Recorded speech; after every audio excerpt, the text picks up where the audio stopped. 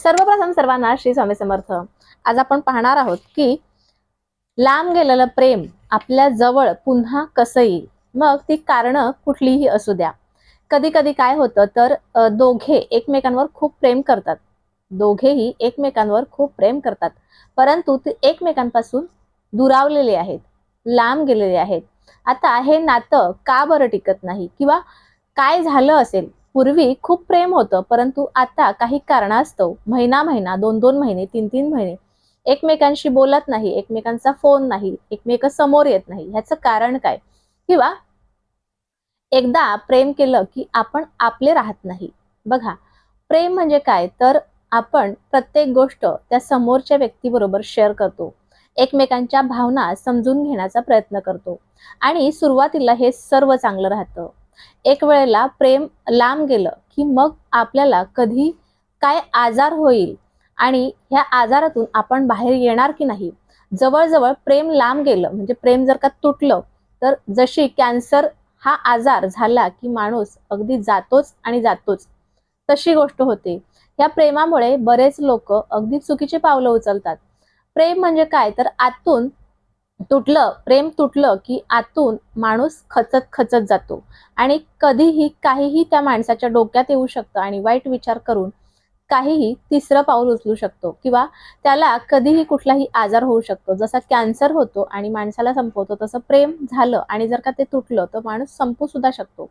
आणि हे होऊ नये किंवा एकदमच आहारी जाऊ नका। कधी कधी काय होतं तर आपल्या नशिबात सुद्धा एखादी गोष्ट नसते आणि त्यावेळेला सुद्धा आपल्याबरोबर काही गोष्टी होत असतात। आता तुमच्यापासून लांब गेलेलं प्रेम पुन्हा तुम्हाला जवळ हवं आहे, त्यासाठी आजच्या व्हिडिओत मी छानपैकी उपाय घेऊन आलेली आहे। परंतु उपाय करत असताना कर्म कष्ट खूप महत्वाचे आहेत। आता तुमचं प्रेम तुम्हाला का मिळत नाही? बघा, तुमच्या कुंडलीत जर का पंचम सप्तम आणि नवम भाव जर तुमची साथ देत नसेल तरी सुद्धा तुमचं प्रेम तुमच्यापासून लांब जाईल, तुम्हाला धोका मिळू शकतो, तुम्हाला नक्कीच तुमचा प्रियकर झटका देऊन निघून जाऊ शकतो। आता जर का तुमच्या कुंडलीत मंगळ सुद्धा भारी असेल तर तरी सुद्धा तुम्हाला तुमच्या प्रेमात ब्रेकअप मिळू शकतो। आता तुम्हाला 12व्या भावात, कुंडलीत 12व्या भावात सुद्धा महादशा असेल तरीही तुमचं प्रेम तुमच्यापासून लांब जाईल। ही कुंडलीची गोष्ट सांगते मी तुम्हाला। राहू तांडव करत असेल तरी सुद्धा ह्या सगळ्या गोष्टी घडतील। राहू तुम्हाला जर का समोरची व्यक्ती राहू दशात भेटली, म्हणजे त्याला सुद्धा राहूची दशा आहे अशी व्यक्ती तुम्हाला भेटली तरी सुद्धा तुमचं प्रेम तुम्हाला मिळणार नाही। ह्या सगळ्या गोष्टी जर का पत्रिकेत असतील तर ह्या सगळ्या गोष्टी तुमच्याबरोबर होऊ शकतात। तुम्हाला व्यवस्थित समजलं असेल मला काय सांगायचंय, पत्रिकेची गोष्ट तुम्हाला मी सांगितली, त्यामुळे ह्या सगळ्या गोष्टी तुमच्याशी होऊ शकतात, तुमच्याबरोबर घडू शकतात, तुमचं प्रेम तुमच्यापासून लांब जाऊ शकतं। परंतु ह्या सगळ्या गोष्टी होत असताना सुद्धा आपल्या जवळ आपलं प्रेम यावं, त्यासाठी आजचा उपाय घेऊन आलेली आहे। काय करायचं? छानपैकी मार्केटमध्ये जाऊन एक डाग नसलेला लिंबू घेऊन यायचा, लिंबू घेऊन यायचा आणि शनिवारीच बरं का, शनिवारीच हा उपाय करता येईल। शनिवारी तुम्हाला लिंबू घेऊन यायचं आहे आणि लिंबावर तुम्हाला लाल रंगाच्या पेनाने ओम ह्रीम हा मंत्र लिहायचा आहे, लाल पेनानेच लिहायचा आहे। डाव्या हातावर बघा, डाव्या हातावर हा लिंबू ठेवायचा, उजवा हात त्याच्यावर झाकायचा।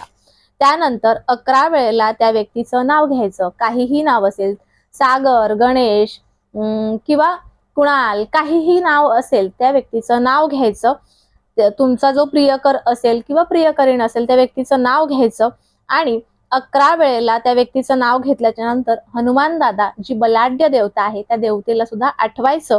त्यानंतर हे जे लिंबू जे तुम्ही घेतलंय, जे अभिमंत्रित झालेलं आहे, हे लिंबू तुम्हाला एखाद्या मोठ्या जुन्या अशा पिंपळाच्या झाडाखाली घेऊन जायचंय।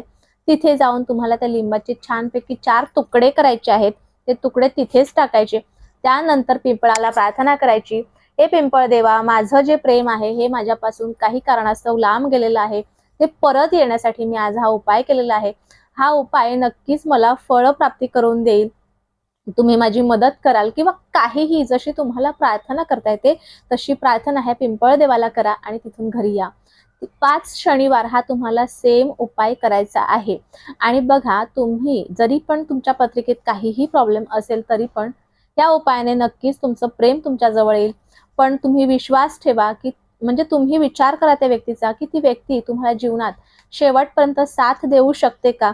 कधी-कधी आपल्या नशिबात नसलेल्या गोष्टी नियती आपल्यापासून लांब ठेवते. त्यामुळे प्रेमात आंधळे होऊ नका. तर प्रेमात डोळे उघडून पहा, की समोरची व्यक्ती आपल्याबरोबर चांगली आहे का, चांगली राहील का?